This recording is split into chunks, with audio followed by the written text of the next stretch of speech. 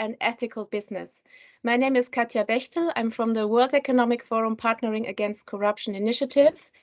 We are one of the co-hosts of this session, and I welcome you also on behalf of my co-host, which is the Alliance for Integrity German Corporation, UNDP, Fairbiz, and Covestro.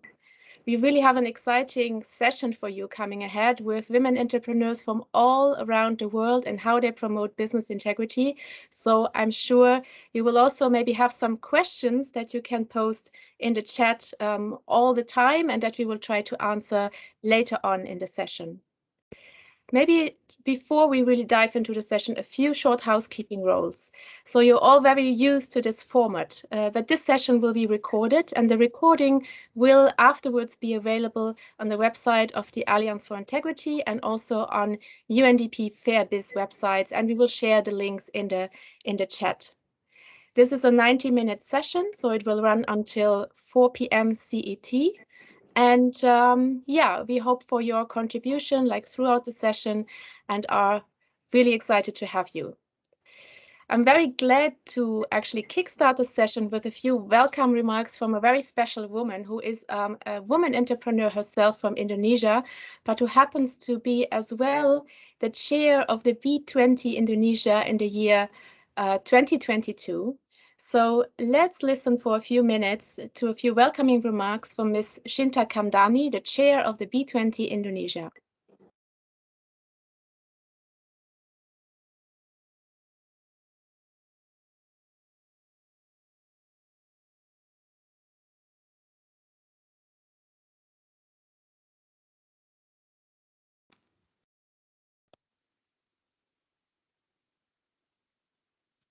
Ladies and gentlemen, good evening from Indonesia. On this special occasion, let me open with welcoming our esteemed panelists, moderators, and audience on this panel. I would also like to thank Ms. Katja Bechtel from Partnering Against Corruption Initiative and UNDP Indonesia for inviting me to speak at this distinguished conference where we can chart a new path for gender equality as drivers of a fair and ethical business. Esteemed ladies and gentlemen, as we are all aware, gender inequality phenomena such as gender pay gap, disproportionate domestic pressure, exclusion from economic opportunity, gender-based violence, and other types of discrimination are all examples of integrity flaws. For a long time, women are much less likely than men to be economically active. Globally, women continue to be overrepresented in the informal economy while being underrepresented in managerial positions. In addition, over 2.7 billion women are legally restricted from having the same choice of job as men. Women's economic opportunities and social protection have also been held down, where 55% of economies have laws preventing women from working in specific jobs. 31% have no laws on sexual harassment in the workplace. Early hopes that COVID-19 would help level the playing field for women in the workplace, for example, through mass adoption of less flexible working practices, quickly faded. The reality is that the pandemic has exacerbated existing gender inequalities. In fact, women are losing their job at a faster rate than men because they are most exposed to hard-hit economic sectors. Even more, a disproportionate share of burden still falls more on women, especially in the beginning of the pandemic. Working women currently spend, on average, 15 hours a week more than unpaid domestic labor than men. More than ever, the role of women brings significant contribution to organization integrity and performance, with gender empowerment organizations benefit from an equal working environment and are less likely to experience corruption. This is due gender equal organization will push to create a well-designed anti-corruption mechanism, such as creating a safe gender-sensitive whistleblower reporting system, and hence increasing overall integrity in the organization. Furthermore, organizational diversity will also bring significant impact to higher employee satisfaction, attracting the right talent and customer, improving quality of decision making to above average profitability. In the end, when a workforce embraces integrity, equality, and trust, the organization will consistently lead to higher profitability and greater sustainability. This is why upholding the theme of advancing innovative, inclusive, and collaborative growth, B20 Indonesia recognized the pivotal role building an inclusive business environment where women have equal opportunities to engage in workforce, economy, innovation as the central pillar of inclusive and sustainable recovery. This vision has been further realized by establishing B20 Indonesia Women in Business Action Council that will focus on eliminating barriers for women to have full inclusion, build foundations that drive equitable workforce leadership, and eradicate gender-based workplace violence. In addition to this, we understand that harnessing the potential of women in the digital economy through opening access to the necessary infrastructure and development are clearly crucial. Therefore, our digitalization as well as trade and investment task force will also ensure to promote digital inclusion by facilitating cross-border investment on digital infrastructure development, especially for women-led businesses. Beyond boosting women participation in digitalization, our Integrity and Compliance Task Force will also promote the issue of sustainable governance in business, in which women play an important part in protecting market integrity, encouraging sustainable growth, and protecting the environment and human rights throughout global supply chain. Having said this, B20 Indonesia believes that the time has come to empower women to be part of solution. I hope that today's discussion will be fruitful for the harmonization to ensure gender equality and integrity, and therefore let us work together to achieve tangible results in the fight towards an ethical and equal world. Thank you very much. Yes, great indeed to hear this really inspiring words from Ms. Kandami on inclusive growth and empowering women for a much better recovery out of the pandemic. It's now time to really dive into our discussion and hear from different women around the world. And it's a great pleasure to introduce to you our two fabulous moderators, Ms. Suzanne Friedrich, she is the director of the Alliance for Integrity, and Mr. Brooke Horowitz, who is a business advisor at UNDP Fair Biz, and also the CEO of IBLF Global. Brooke, Suzanne, over to the both of you. Thank you very much, Katja, and welcome to everybody. This must be the most global event that has ever been held. We've got people in Latin America, the right way round to the middle of the Pacific Ocean. So it's very exciting to have so many different opinions and people coming together around this issue. The nexus of the gender agenda and anti-corruption is a rather new subject, I would say. There have been sporadic pieces of academic work, and there have been efforts in a few countries to find out where the commonality is. But I think in the last year or so, we've really seen an acceleration of this issue. So that's what we'll be discussing today, which is how do women drive forward the anti-corruption agenda?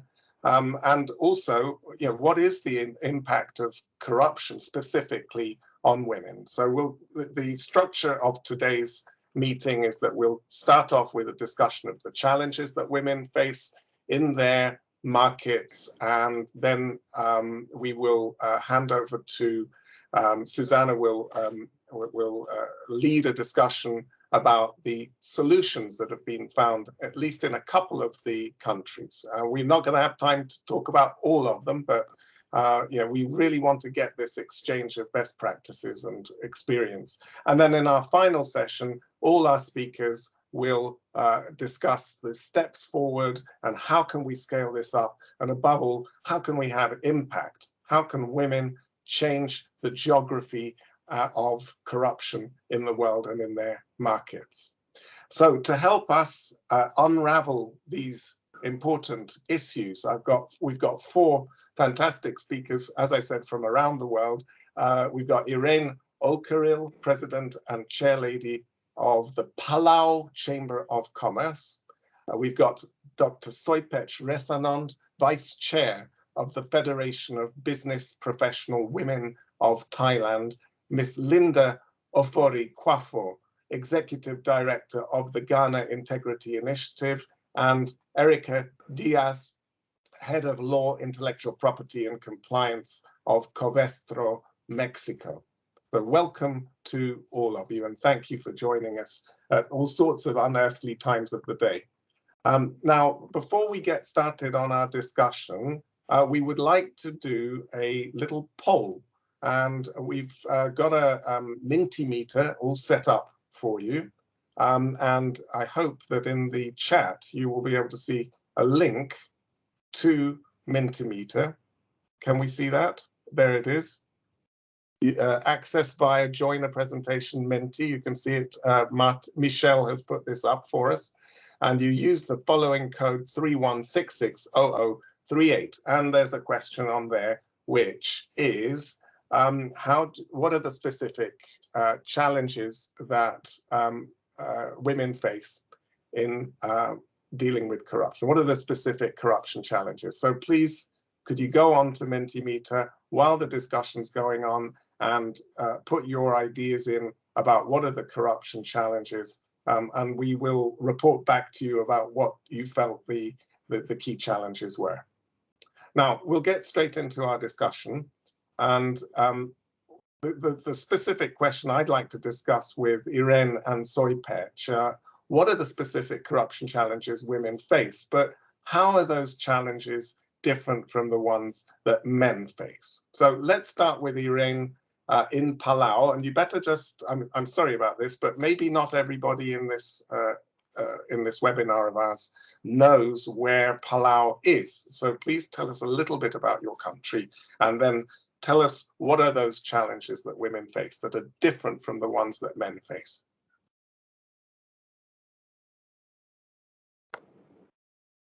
Irene. And we need to have your, I can see you there, and you put your video on, please, so we can see you. Okay, well, thank you, Brooke. Yeah, go ahead. Palau is a small group of islands in it's actually North Pacific, but it's part of the Micronesian group. And Palau itself is around 350 islands with a population of less than 20,000. It is a semi-independent country, signed with a Compact of Free Association with the United States in 1994. But the culture of Palau is at least 3,000 years old. It has been colonized, discovered by the English, colonized by the Spaniards, then the Germans, then the Japanese, then the Americans. And finally, it's independent with a small population, but with a lot of cultural context that is mixed with all the colonizing languages. So it's an interesting small island group in the Pacific. Great. Now, you're in charge of the Chamber of Commerce, and you've been very active in working on this topic of women, helping women to deal with the issues of corruption. So what are they really facing in Palau? Well, Palau's culture is a very high context type of culture. Like I said, it's at least 3,000 years, and it has evolved with many different influences. And so the traditions of women originally as a matriarchal society. The women make decisions. They nominate the chiefs, the leaders, who are men. However, because of the way that is common by many major Asian countries, which is shared by Palau, spoken communication is they prefer to talk about what matters. And so they value desired outcomes of relationships with family, with a clan, with a group. And so women are usually the nurturers of the home, and they are expected to maybe not verbally lead, but silently keep the foundation of a family that evolves into different lineages, into a clan system. And so it's a very high context culture in that way, where you inherit property through the woman. When you die, you go, usually if you're not wanted by the father's family, you always go to the mother, the woman. But because of that, women have not really had a chance to be outspoken with corruption. Like if they see wrongdoing in the community happening, they don't really want to break the relationships with their family, clan, group, and so they don't speak about it openly, or it's not tolerating it, but at the same time, not speaking about it is not prohibiting it, corruption. And so that type of culture has made it a huge challenge in Palau when it comes to women and their roles in the society. And then it affects them when they start and they grow their businesses, because in business, integrity is the only way to go. And when you have the high context culture of not being able to say, hey, that's not okay, then sometimes the men kind of take advantage of that and do the things they do in the community when they think the women are not going to say something about it. Then they feel like they can get away with things. That is, I think, the number one challenge for women in Palau. And so I would say it's a huge problem. Yes, corruption is a huge problem. Let me just thank you very much, Irene. That's really fascinating. And I mean, what you're describing there is something of a matriarchal, and I think you used the word when we were talking, matrilineal society. And it's a very small group of people. I mean, 20,000 people. So what's quite interesting about this case study, if you want to call Palau a case study, is can women become the drivers of change in a small society like that? Because essentially, if it's possible in a very micro economic and micro societal way to make change, then we can look at how that could be transferred to other societies, maybe at a local level, and then working upwards to the larger scale. Let me turn to Soipech now. So Soipech, we've been working together on the UNDP FairBiz project. You are a very senior executive in a federation of business, professional business women of Thailand. So your members in your federation, what kind of problems do they encounter? And women are not in the worst position in Thailand. It's also got some matriarchal qualities, I think, as a society, which might make it actually easier for women to put their foot down and say how things should really be and how should men behave, for example. Thank you, Brooke. Yes, I would like to, I think a lot about this before I come to this session, and how to put it into, something which is understood, a very, very clear and speakable, because as I read, something like corruption is the topic that, that we have to accept, that we would like to avoid talking about it. and especially if we are in business. So I would like to define first into our cultural dimension here in Thailand. Of course, as women in Thailand, cultural context or dimension, as I said to you, we are the back legs of the elephants. So men are the front two legs of the elephants, and women are the two legs at the back of the elephants. But elephants is a big animal, so we are great. We are going together. But in business, we are very lucky because women are very accepted the context of the cultural context of the meaning of business in Thailand. So I think any business women will not have to face any difficulties in starting business here in Thailand, except if they are from a Chinese family. Still, sometimes if they are mixed Chinese family, the parents may tend to give the successor to the boys, not to the girls, still till today. So that, but if the women, the ladies would like to start their business on their own, I think finally nobody can stop them.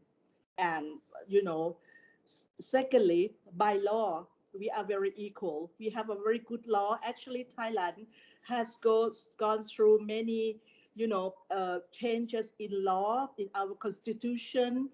But I think that we are very happy with the present one.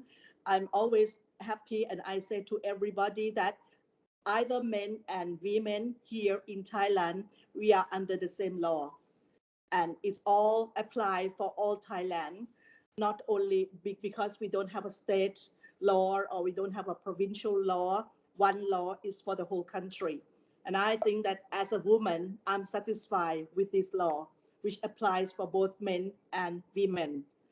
Thirdly, our system for a very long time, for 100 of years, you know that we have a very, the system which called the patronage system, which is or more is like a support or sponsor supportive system, patronage system. And sometimes there is a saying in our country, it is not what you know, but who you know. So if you are doing business, sometimes you need connection, of course, you need network. And the corruption here, as in business, I think is less severe than uh, in the government sector, in the public, in the government sector, it is more severe than in our business sector. But what is not only corruption, but it might start with something. If you deal with authorities as women, you might be have a little bit of feeling of sexual harassment. That is maybe as women, you may face that with authorities who are men, and then start with the corruption, or it comes together. That is the challenges that I would like to put it forward. Yes. Well, this issue of what's often called sextortion, which is where, for example, a public official will use sex as a currency of corruption. That's what it's been called in this very good publication of UNODC called The Time Is Now, published last year, which I thoroughly recommend as a very base study on this issue. This problem is very widespread and often, as you have indicated, perhaps not spoken about openly. I mean, we know from the Me Too movement all over the world that things have been hushed up, and it's a very subtle thing about corruption at all levels of people's careers, their engagement in a company, and it's quite extraordinary, isn't it, that today in the developed West, so-called, these issues are only coming out now. I was just wondering, Irene, in Palau, this problem of sex as a currency of corruption. Is that something that people are worried about? Are they talking about it? Is it something that is keeping women in their place, as it were, and stopping them from fulfilling their careers and ambitions? I think it is a problem, but it's very subtle. It's not out in the open. As I have observed over my lifetime for the Republic of Palau and its high context culture, behind every successful business is really truly a woman, the wife. However, the culture mandates that the wife has to be very good to the husband in order to make sure that the money that is made in the business gets to help her brothers and her uncles. So the job of the wife is really, it's maybe it's not openly in monetary form, but subtly it is an unspoken understanding that whatever they make in the business, the husband must understand that the wife's father, uncles, brothers must be helped by the wife. In other words, it's like it's not openly selling herself, but it really is the same thing, just in a subtle manner, which I think it's affecting a lot of women in the country, because if you have a funeral or a childbirth ceremony or a wedding, you, as a woman, you have to contribute. If it's your brother's child or your uncle, you have to contribute a big amount of money. And that has to come from your husband. Now, the husband has to go to his sisters to get that money. So if there is a business that is trying to survive in the midst of this chain of events, the business gets affected.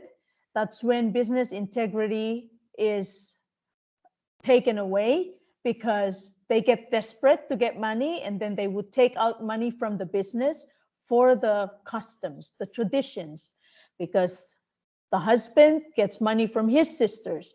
His sisters are experiencing the same thing what the wife is experiencing, because she has to help her brother or her uncle. So I wouldn't say it is, we call the term here like a sex, what do you call it, Brooke? Well, I mean, the words, Sopech talked about a form of sexual harassment. Yeah. Another way, especially when public officials demand some kind of sexual favors. I mean, it may not be explicit, it may be subtle, but it's called sextortion. So you wouldn't say that it's as specific and open as that, but somehow there's a subtext Yes, in I the think way people live. Yeah. Sopech, did you want to come in there? And then we're going to turn to Suzanne in a moment. Yes, I would like to support also the idea of Irene. But what I mentioned about the sexual harassment in form of a corruption, it is like when I go to deal with authorities at the district officers or of the land department, for example, or at the export offices, for example, and he asked me whether I would like to have lunch with him. I go for business procedure officially, instead of doing his work accordingly and directly. But he just asked me whether I would like to go for lunch with him, which I felt very uncomfortable. And I think that is also a form of sexual harassment, because I don't think he would ask if it's a man, going to deal with, contact him for that business, right? But for what Irene said, I think that is our Oriental culture, meaning that a woman, as a businesswoman, you also have kind of a role to support the whole family, not only men. And that family is not only your own family, but the whole branches of the family. And sometimes we said our close relatives in our close circle of families is about 200 to 300 persons. Yes. And that we have to help. And that is not in the context of in the West, because you are Yes. more a single family. You take care of your family. But for us, we have to take care, no matter what, we are women or we are men, we still have to give. You know, that's why I Yes. concentrate on the support or patronage system that is still on top of our role as a business women. It's very interesting. Thank you both very much. It's a snapshot of some challenges in two very distinct societies. I think some of you will recognize this in your own societies, or variations of the theme. And I'm sure that we can continue to talk about that in the rest of our discussion a bit later. But now I'd like to hand over to Suzanne. Yeah, thank you, Brooke, very much. And thank you for this first very interesting discussion round. Let's see what our participants think of the challenges that women face in terms of corruption. I'm not sure if we are able to share the word cloud. Yes, there are some points here. So we heard about harassment, gender discrimination. I think most of the points that were mentioned by the two ladies can be seen here as well. We have nepotism, sexism, less opportunities, stereotypes.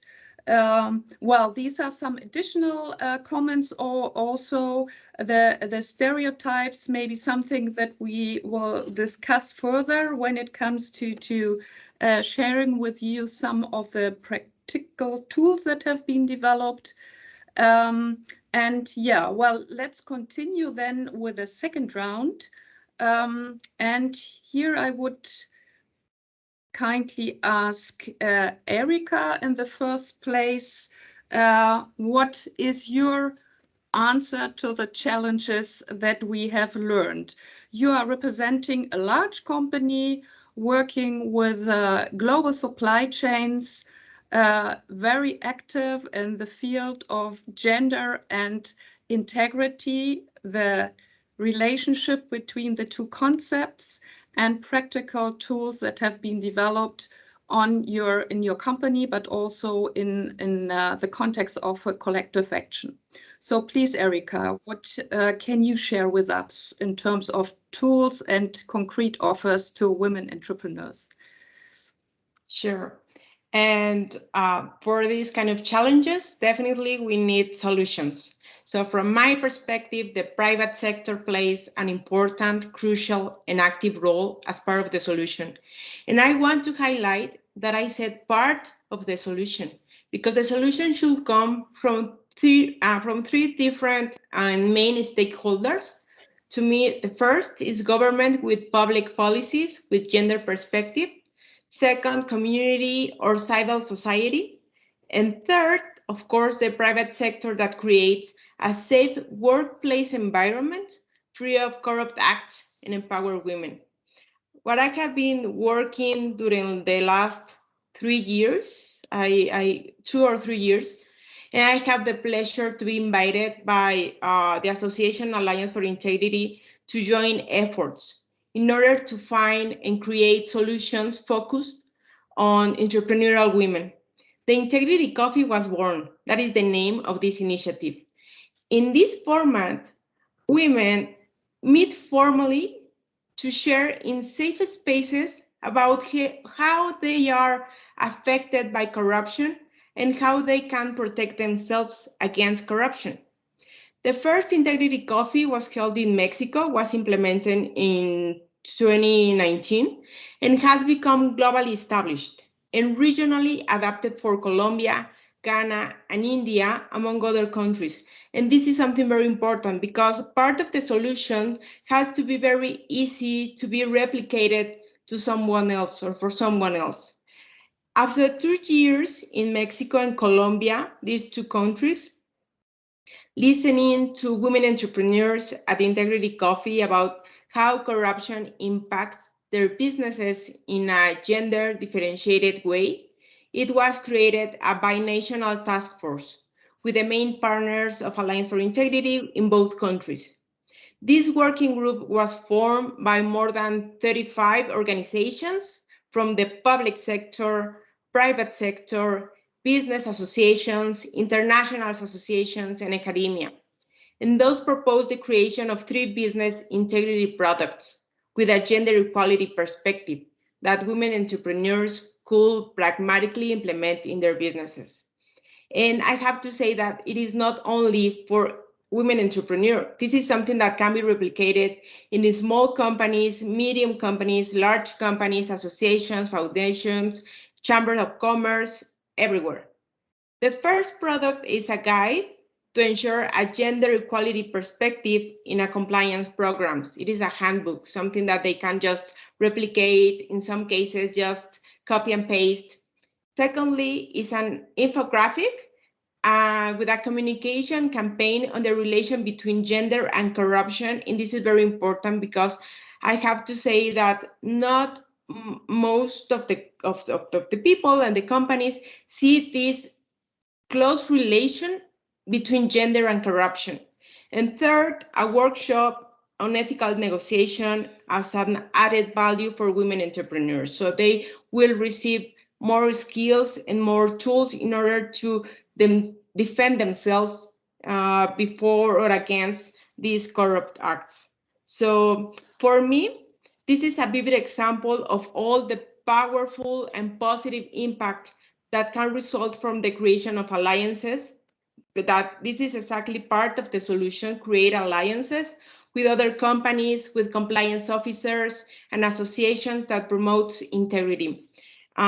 In my case, being part of Covestro, of course, and I think that we want to make the world a brighter place and push boundaries where it's possible. So we are convinced that integrity should include to be an active player in corporate social responsibility initiatives, because our corporate conduct should be characterized by a high-level responsibility as well as ethical principles. And one example is exactly this, assisting women business owners to be trained and to have access to free materials that help them to ensure gender perspective in their compliance efforts in their companies. Yeah, thank you so much, Erica. So you stressed, you put a lot of stress on the collaboration between different actors. You mentioned the government, civil society, and the private sector. And being corruption such a complex problem, it makes a lot of sense to bring all these actors together to really provide solutions on a very practical level, but also on a systemic level to make sure that the business environment really improves and standards are improving. So mentioning civil society, I would like to hand over to Linda. Linda, you're bringing in the perspective of the civil society from Ghana, representing the local chapter of Transparency International, but you're also the chair of the advisory group of the Alliance for Integrity in 2021. So what is your experience from Ghana regarding the development of tools and services for women entrepreneurs and companies who want to work on the connection between gender and corruption?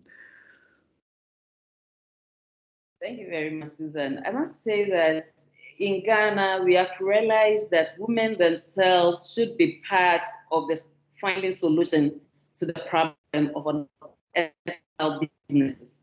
So then what do? You build women's capacity to be able to participate in identifying the challenges and also discussing and preferring solutions to the problems that impact them negatively when it comes to women businesses in Ghana. So we have actually adopted a number of initiatives, and I would just want to share about 2 or 3 of them. I can make mention of the WISE, that is Women in Integrity series, that was actually initiated by Alliance for Integrity here in Ghana, which creates a platform for women CEOs, executive directors, women business startups, women in business, all forms of business, in all forms of the business ecosystem levels, participating and discussing, engaging, and exchanging ideas on good business practices and also business integrity. So they come to the platform, they get to know, and then they go back and implement same. So I'm actually emphasizing the point of capacity building for women, all levels of the business ecosystem, to get to know what the challenges are and what solutions are available, or what are the remedies available for them to take advantage of. I would also want to share a Transparency International initiative called Women, Land and Corruption, where the local chapter here in Ghana was able to build the capacity of women whose lands have been wrongfully taken away from them because their spouses were no more, and they needed this land to be able to do business to survive. So then through participatory videoing, we're able to build their capacity for them to tell their own story. So women as change agents, they are telling their own stories, and then they use the stories and the films that they have created to engage the policymakers and policy implementers and duty bearers to get solutions for the problems that they're encountering so far as doing business in their communities are concerned. Then I can also talk about Transparency International initiative called the Advocacy and Legal Advice Center. That is a platform on avenue for reporting corruption. But then ELAC is realizing that there is the need for us to focus more on women challenges and women corruption related matters. So we are trying to do research to know how to adopt gender sensitive corruption reporting mechanisms. So instead of using the normal reporting that all men, everybody can use, what are the methods, what other new methods that actually focus on gender sensitiveness when it comes to corruption reporting can we adopt for women to be free enough to discuss matters on sextortion and all others? So there are a number of initiatives that are being adopted here in Ghana, solutions on ethical business practices that affect women. But basically, we are using capacity building, women empowerment, and making women themselves the change agents when it comes to addressing the issue of unethical business practices in Ghana.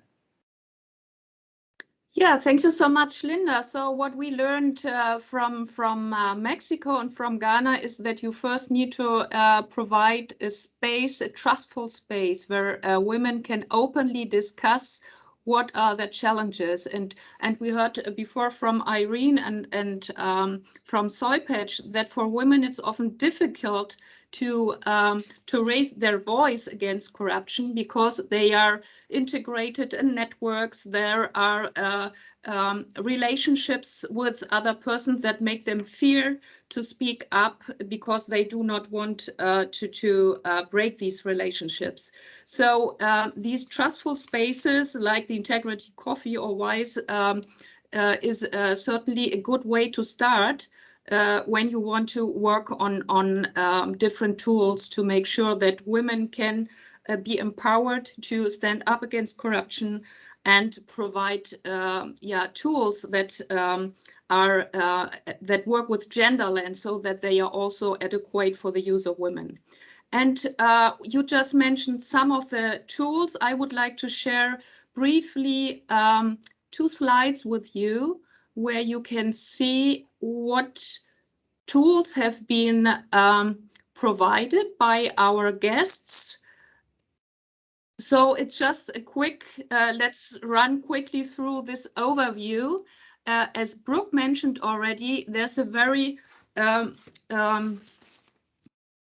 an excellent report from UNDC, The Time Is Now, which reflects really the state of the art of the discussion on gender and corruption, and shows cases from Indonesia and Brazil and Ghana. This is really excellent entry point to learn more about this, the 2 concepts.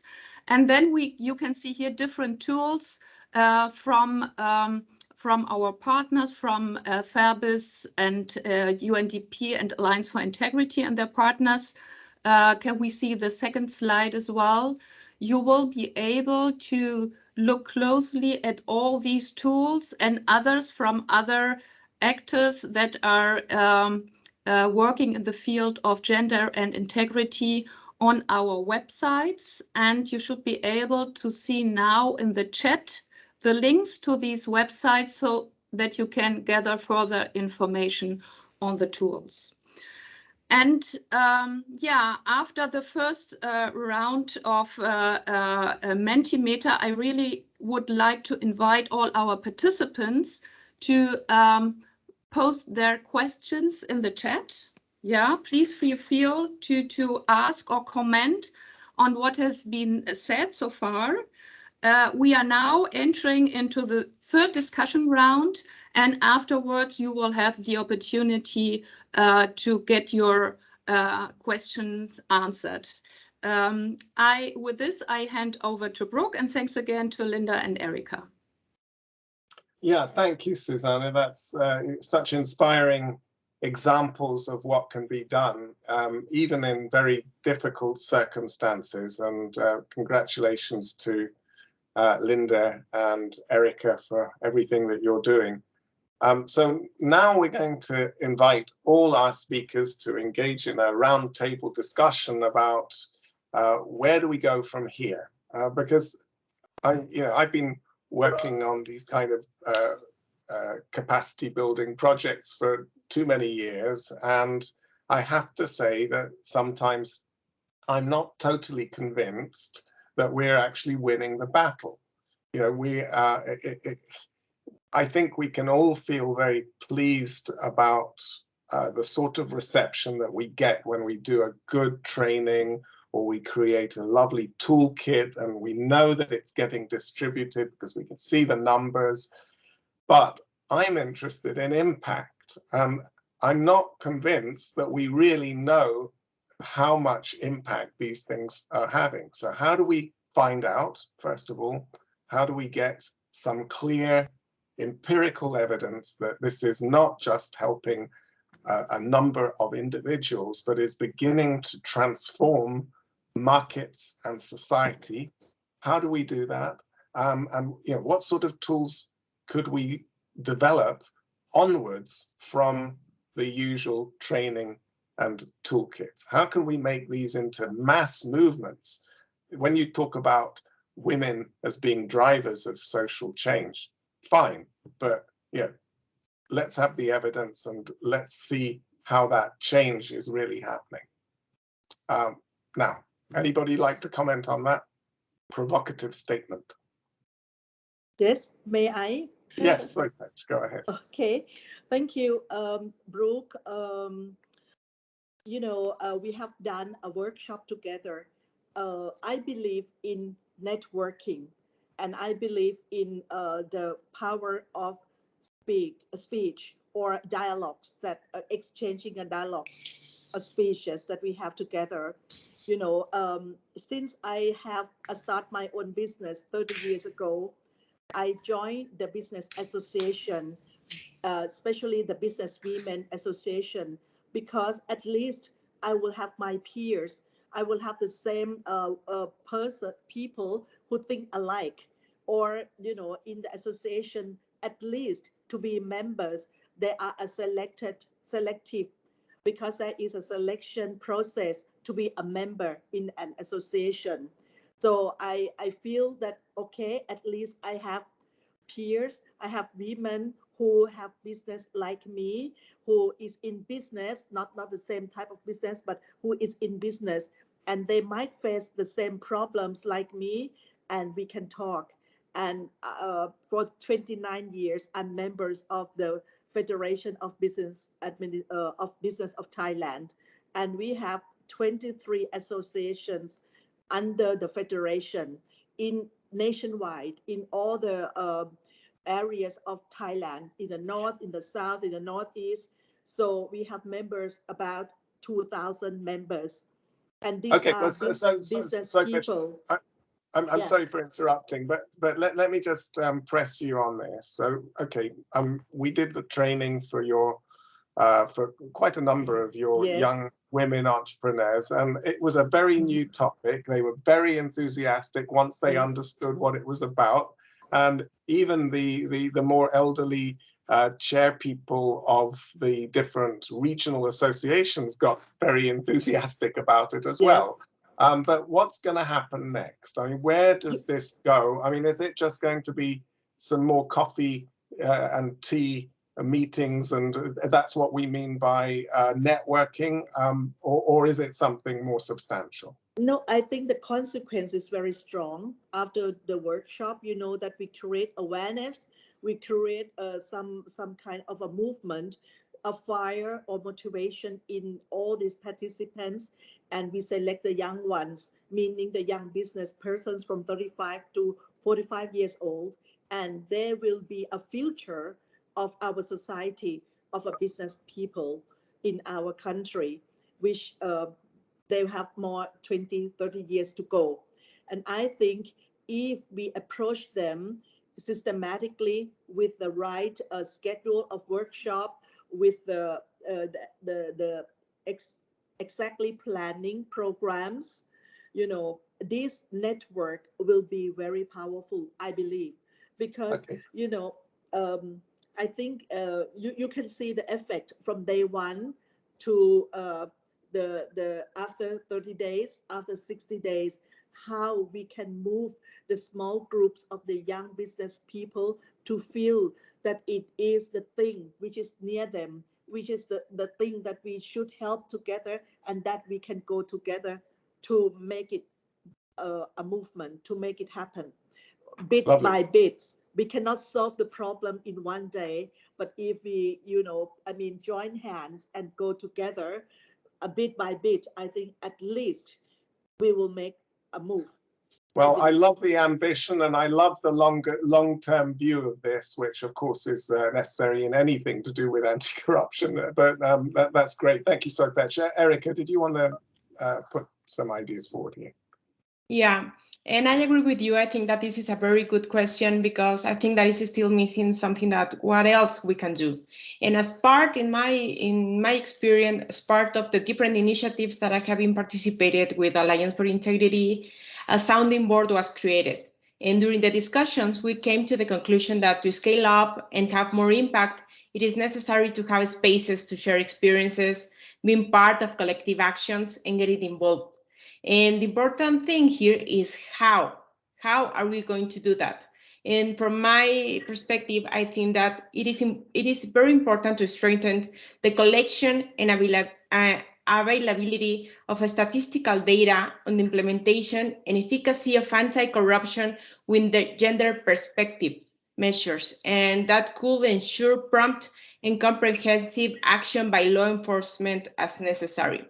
And finally, something that is utmost importance is to make existing tools like these tools visible and facilitate the search of data, a kind of a library of available resources. We have, all of us, we have to ensure that this information is available to everyone. We have to ensure, all of us, that the best practices are shared and are replicated all around the world. And I am convinced that if we work every day on these important topics, we will contribute on the reputation, on our reputation, the company's reputations. And remember that it is a key contributor to our values, the principles. Our stakeholders expect us to conduct with integrity.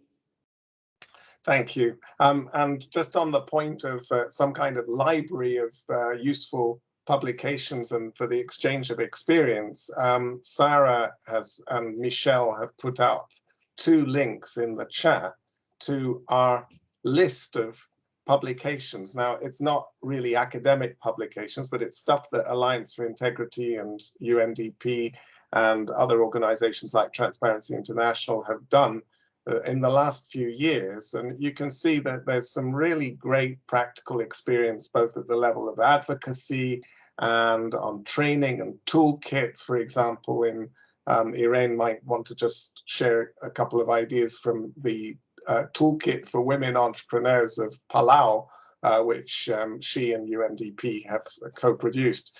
And also more academic publications. So it's all in there already, and we'll be developing this empirical base of information, and I hope some real data as well to accompany the great practical work that's going on at the grassroots level. Irene, would you like to comment on this? Where are you going to go from here? Yes, I appreciate that question, Brooke, because I look and observe within Palau the way that the women have not been able to really speak out against corruption, even though they see it and they are aware of it, but they don't really know how to tackle corruption.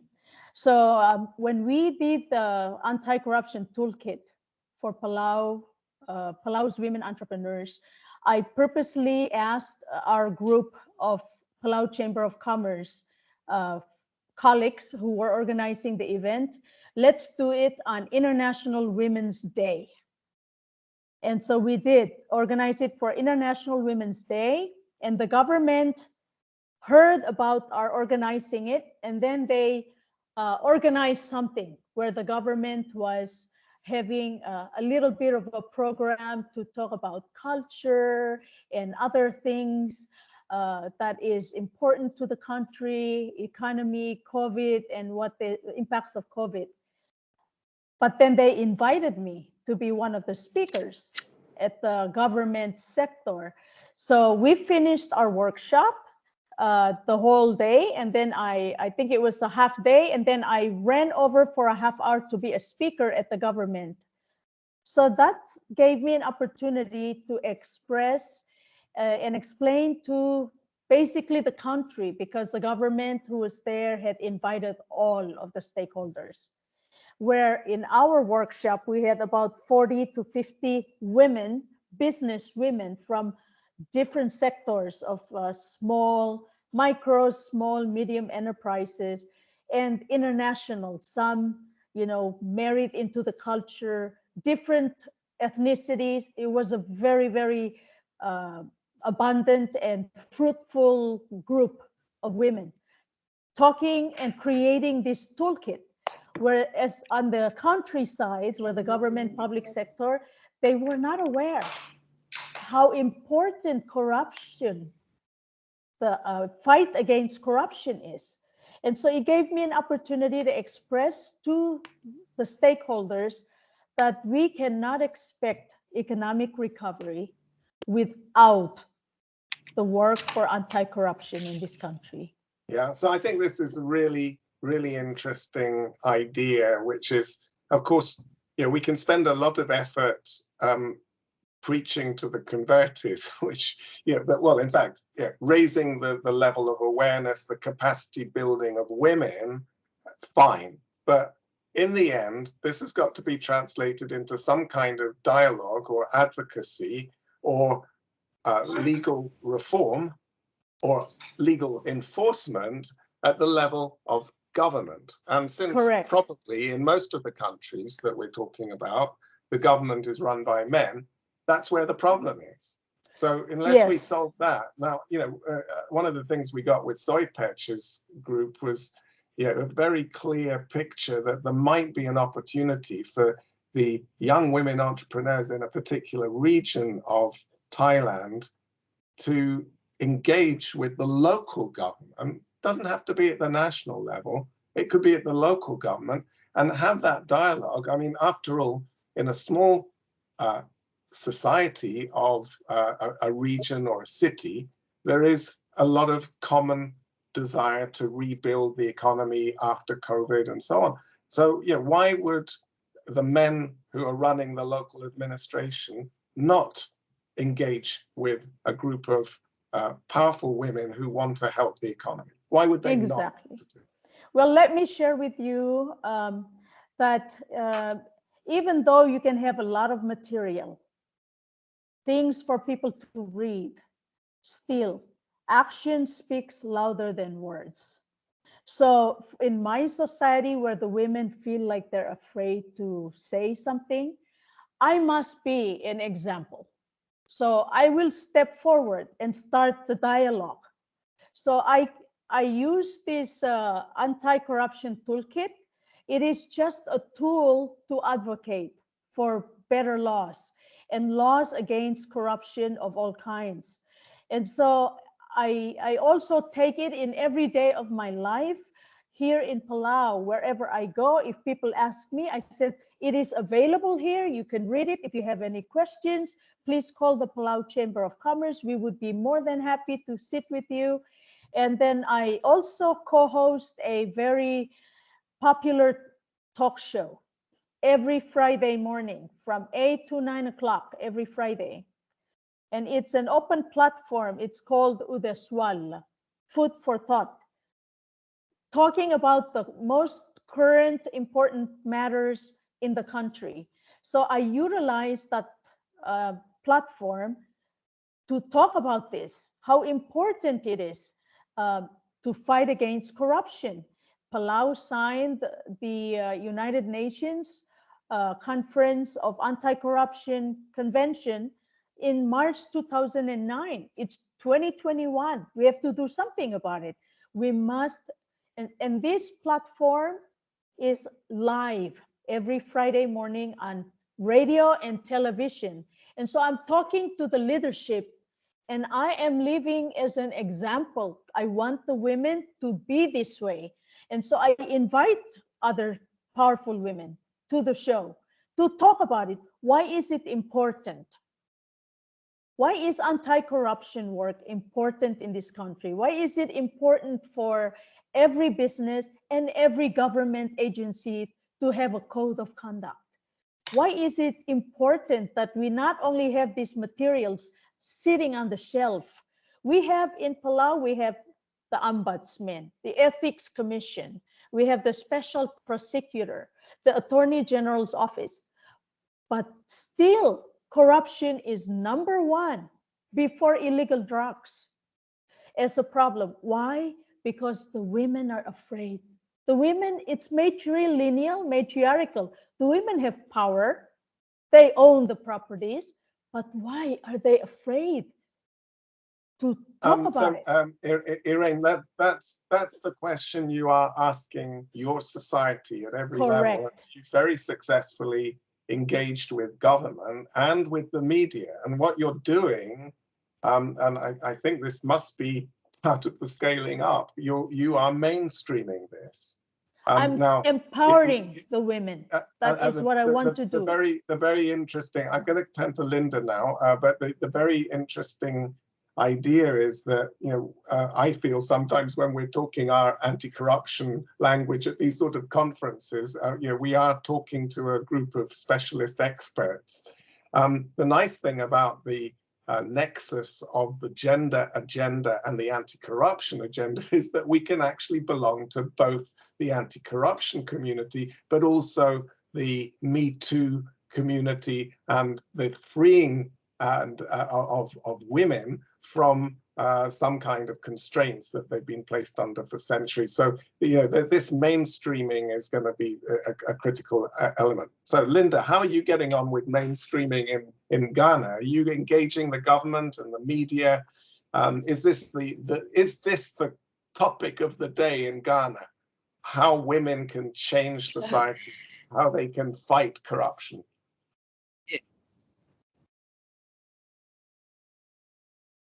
Now we've got a little bit in my earlier submission,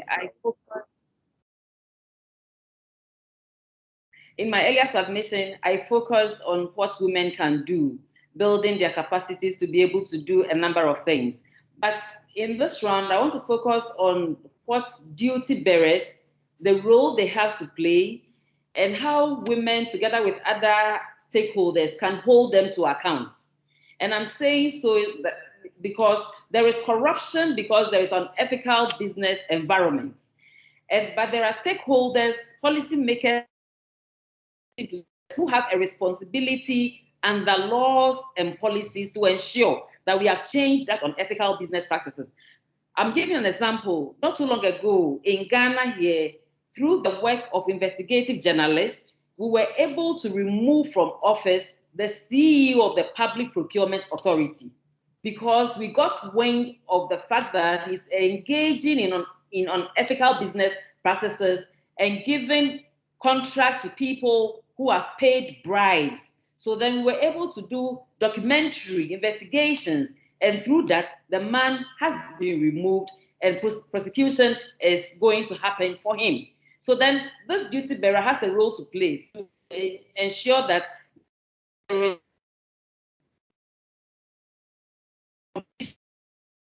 because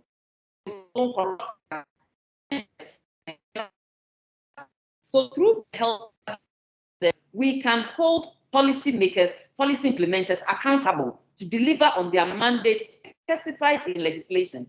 The second thing I want us to look at is the role of the private sector. And I'm focusing on financial institutions. When we ask the participants to actually the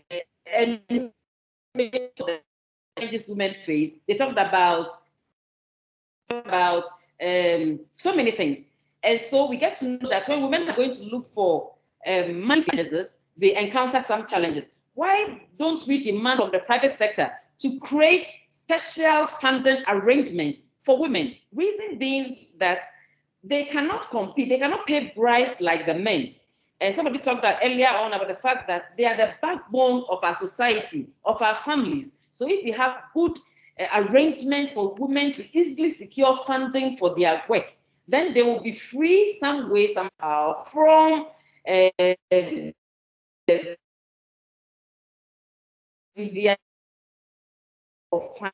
so we have demand from both policymakers, policy implementers to be accountable, and from the private sector to create opportunities for women to easily access resources to be able to engage or broaden or expand their business, so they don't become victims of corruption in their search for funding for their work. So these are the two key stakeholders we have to really look at when it comes to how do we move forward from here. That's my view. Thank you very much, Linda. There's some specific and very concrete recommendations, and I have to say that I hope that this webinar of ours today is not going to be the first and last time that we meet and that we develop this topic, because I think there's a lot underlying our 1.5 hours together. There's a huge amount of experience, and I think that Alliance for Integrity and UNDP and World Economic Forum, PACHI, will hopefully work together in the future to bring out some of these very, very good ideas and recommendations that we're hearing about, and also the ones that we're not hearing about and which we hope we'll hear from the audience. So yeah, please everybody keep in touch. Erica, did you want to come back in on this, especially on the private sector role? Yeah, exactly. And I wanted to just to share some information. I think that private sector has specifically large companies had raised awareness on corruption issues faced by women in the private sector, including sextortion. And along with local authorities and Chamber of Commerce associations, as I mentioned, should continue developing clear rules and regulations given to the dual benefit of promoting gender equality on one hand and reducing corruption in the other hand. And in my perspective, I think that what is still missing is the creation of positive incentives from the government, for instance, awards, certifications, even tax benefits to companies in order to differentiate and award the ones that are making efforts and assigning economical and human resources to fight corruption and gender inequality. Thank you. Well, thank you very much, everybody, for your insights. I'm sure there's a lot more to be said on this, but time is running out, and I will hand back over to Suzanne, who will moderate our further discussion, and hopefully there may be some questions from the audience. And so please do write in the chat any questions or comments that you've got for our speakers or that you just want to express. Susanna. Yes, exactly, Brooke. The discussion is not over. We have some questions from the chat, and we also have some opinions from our participants in Mentimeter. We did not mention this second question here, but definitely a lot of participants answered also the questions regarding the possibilities for upscaling and more impact on these topics. And first of all, maybe Fernando, our technical support, can share the word cloud. And in the meantime, I would like to address one question from Cynthia Casarubias. She says that in the same countries, the circumstances can be different, maybe different. So how can regional, national, and local gaps be closed? I think that's an important point because it's easy to reach out to companies in the capitals, but what about the rural regions and the countryside? Who would like to take this question? Any ideas? Linda, as you shared the video from Transparency International from the widows, maybe you can elaborate a little bit on this question.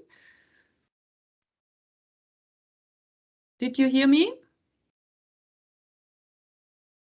So, yes, I heard a bit. Is anyone hearing me?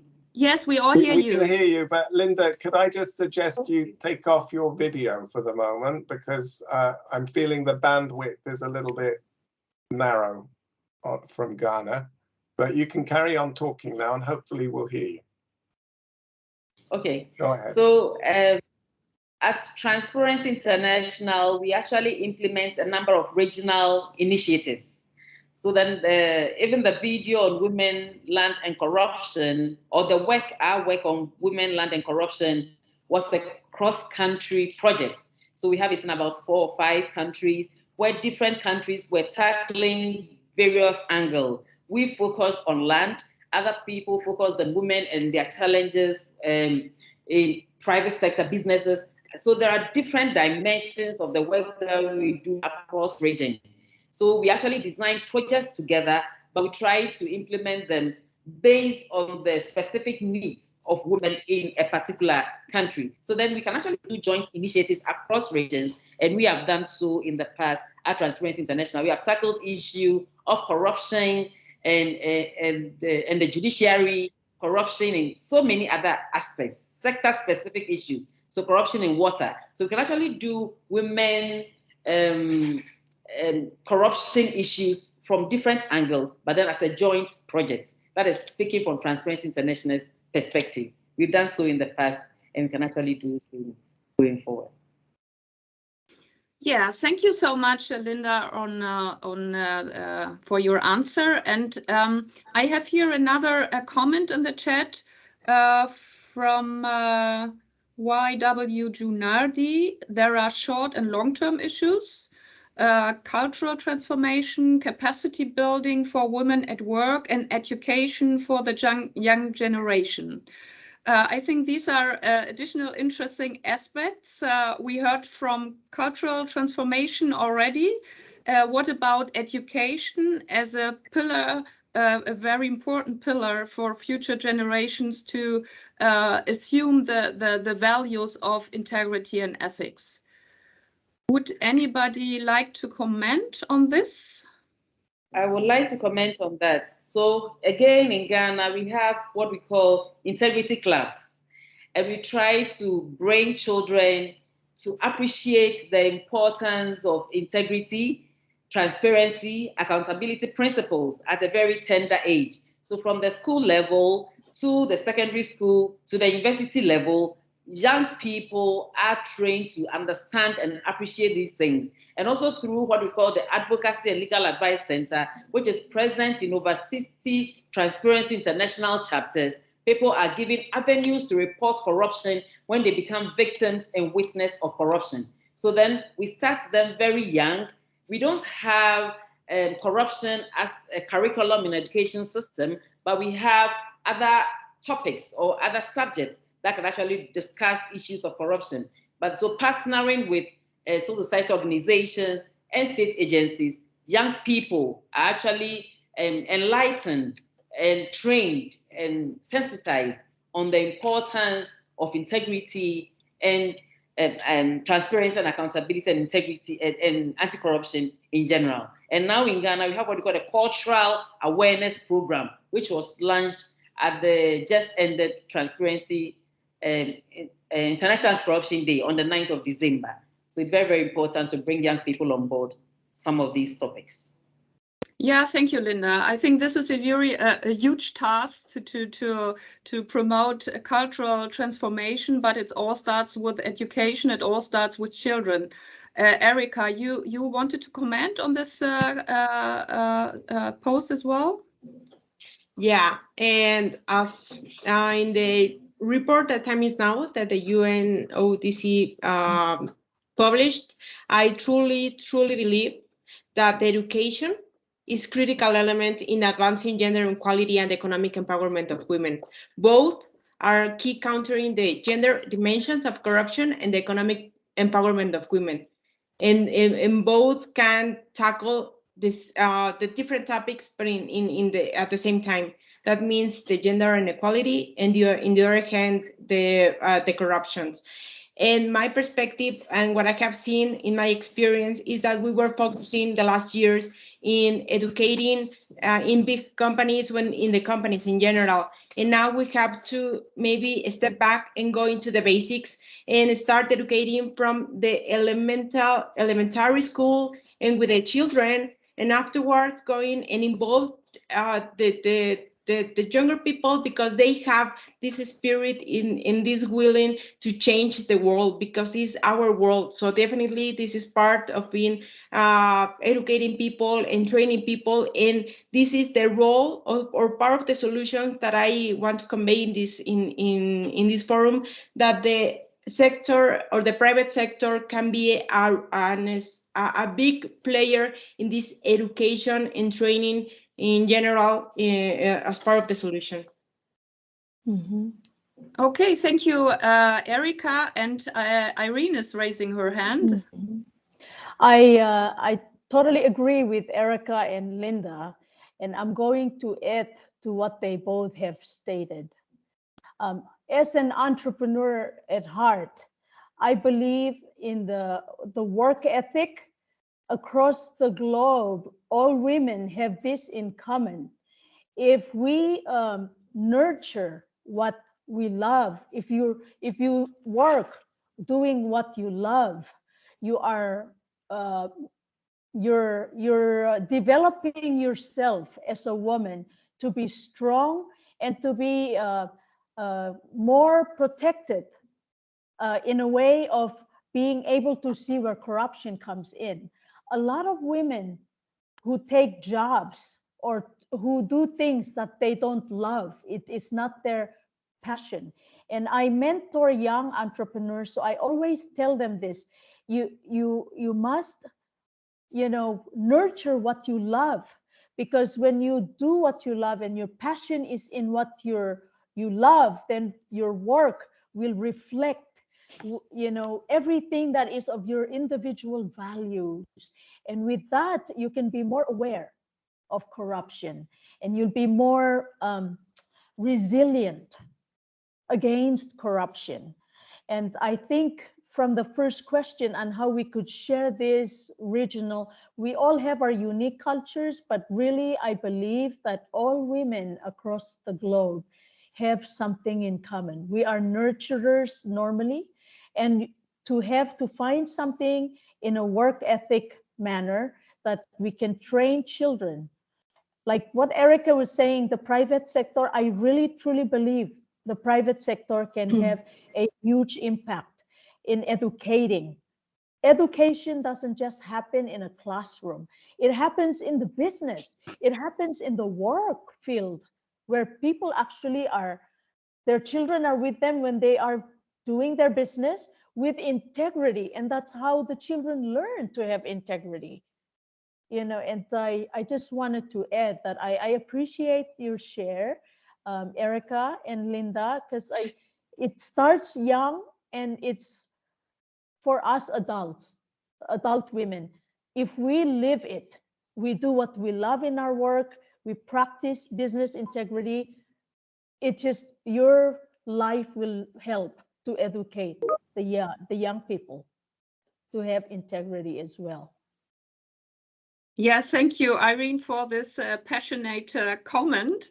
I think it's just about attitude and about promoting value among children, but not only, also in the business world. So this is, I guess, the starting point for everything that we want to have to do before we think of more complex tools and strategies.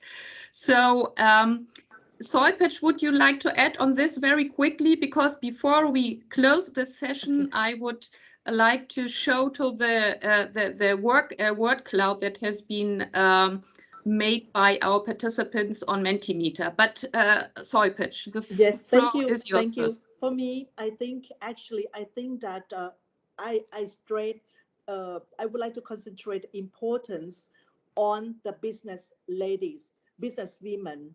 And, I will not go yet to the school, because I think that we put a lot to our children already. And I think that they learn a lot, and they should learn to be, to grow up to be a very good citizen. But I think for a business person, there are much more dimensions that I think that we should, as a business people, as a business women, help each other. I think by having more seminar, having more workshop, and define whether I don't think that anti-corruption 100%. It is too positive. How do we lessen it? How otherwise we cannot facilitate our business. What does it mean by a token of appreciation? To facilitate our business, to make our business work, or this is a little bit of help, or this is too strong. We should say no to it. The degree of how we should define, or we should accept or not accepting it, to what type of extent. And on top of that, the law. We should have more workshop with with the people, also from the government, the lawyers, the one who issue the laws, or we learn it from a real case scenario. What had happened to our business? What do we face, and how do we have a solution for those questions, or for those problems, or those problems that we have to face? I think for business people, together we will learn and find a solution together, because we do the business in the business world. Thank you so much, Soilpatch. So it's again all about doing things together, creating synergies, and look for solutions all together. Let's have a quick look at our word cloud from Menti.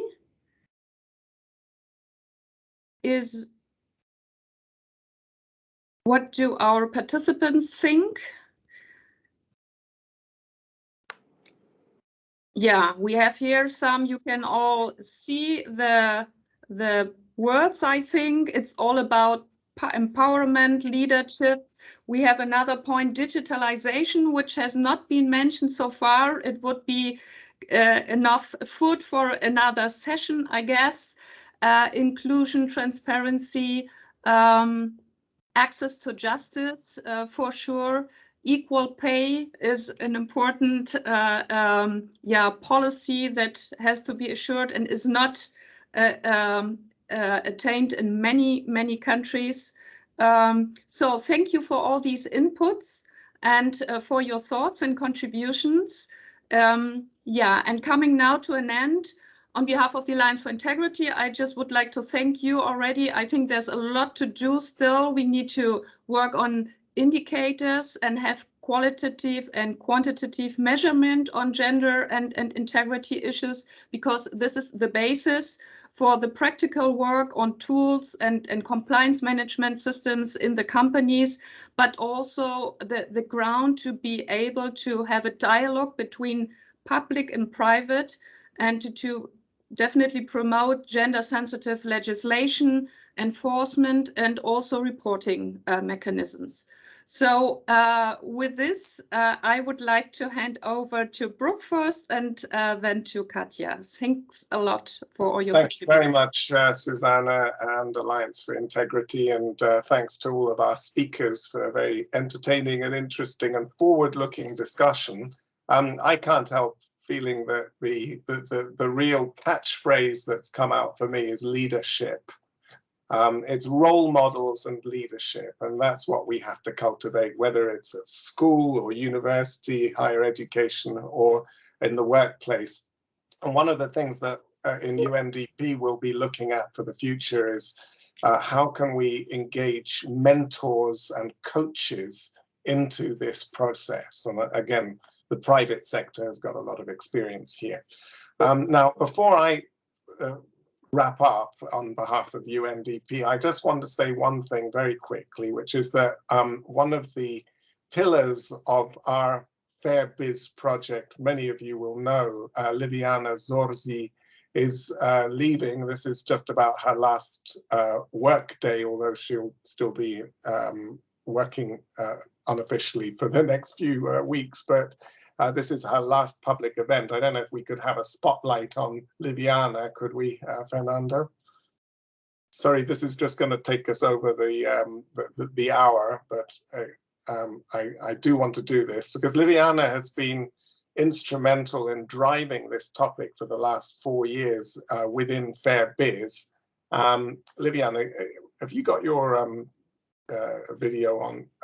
Can we see you? And anyway, Liviana has done so much to promote this topic, and I hope she will continue to do it more. Personally, I've learned a huge amount from her, and I'd like to wish her well on behalf of all of us at UNDP, and I'm sure the other organizations and stakeholders that have worked with her. Round of applause there. You can do some virtual applause as well. Thank you. Good luck to you, Liviana. Yes, and on behalf of UNDP, thanks to our partners for organizing this meeting jointly with us. Thanks to the UK government for supporting the Fair Biz project. And now over to you, Katja.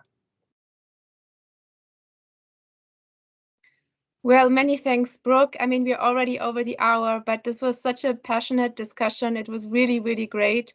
Thanks to our moderators, Susanne and Brooke, to our fabulous speakers, Irene, Soipesh, Erika, and Linda, for this great session. What we have discussed today, you have heard it, it will not be lost. The organizations will take it forward together and also as individual organizations. And yeah, I don't know, thanks to the audience for their questions. And last but not least, we couldn't be in person in Egypt today, which is obviously a shame. But we would like to also send our greetings to the UNCA COSP in Egypt. Hope some of you in the room were able to listen and to follow our discussion online. And yeah, thank you all and goodbye. Goodbye. Goodbye. Bye.